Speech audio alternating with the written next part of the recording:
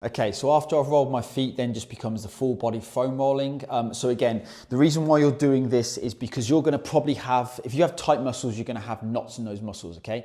So they become resistant to stretching. So what you wanna do is loosen them up, and then obviously when you stretch, you'll get a lot more out of the stretching and hopefully start releasing them knots, okay?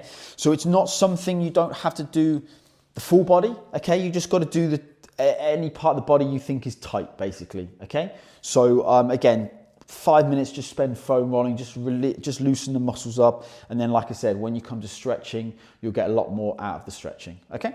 Okay, so with the stretching, so for example, if you've already done a movement screen with a personal trainer, for example, you'll know specifically what is tight and what's not, so you're gonna stretch the tight areas, okay? Obviously, if you don't know that, do a couple of general stretches. So I'll give you two of my favorites now. And again, anything feels tight, for example, one side more than the other, you would work on that more. If you don't feel the stretch at all, then you probably don't need to do it. And then you would go straight into more of a mobility flow. So this is one of my favorite stretches. This is a Bretzel. So this is for opening up the front of the hip plus the thoracic, okay? So you just, one leg's down, knees in line with the glute. This leg's forward in line with the belly button. Once I then pull the knee in line with my glute, I then rotate. So this opens up the front of the hip plus thoracic, okay? This is obviously a very important one, especially if you're sitting a lot, which obviously most people do. The front of the hips are going to be tight, okay? So I would certainly do that one.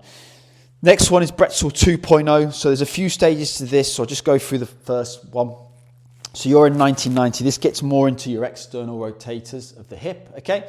So either side, come down, so something similar to a pigeon stretch, lower down, that gets into the back of my hip, and then I can now rotate all the way around. So now again, I'm incorporating my thoracic, but now I'm gonna start stretching my obliques, QLs, outside hip muscles as well here, okay? So I come all the way around, shoulders go square on, and then I come onto my elbows and lower down. So for example, when I do it this side, my right side, I'm tighter than my left side, okay? So I would always spend a bit longer on my right side to try and balance them out, okay?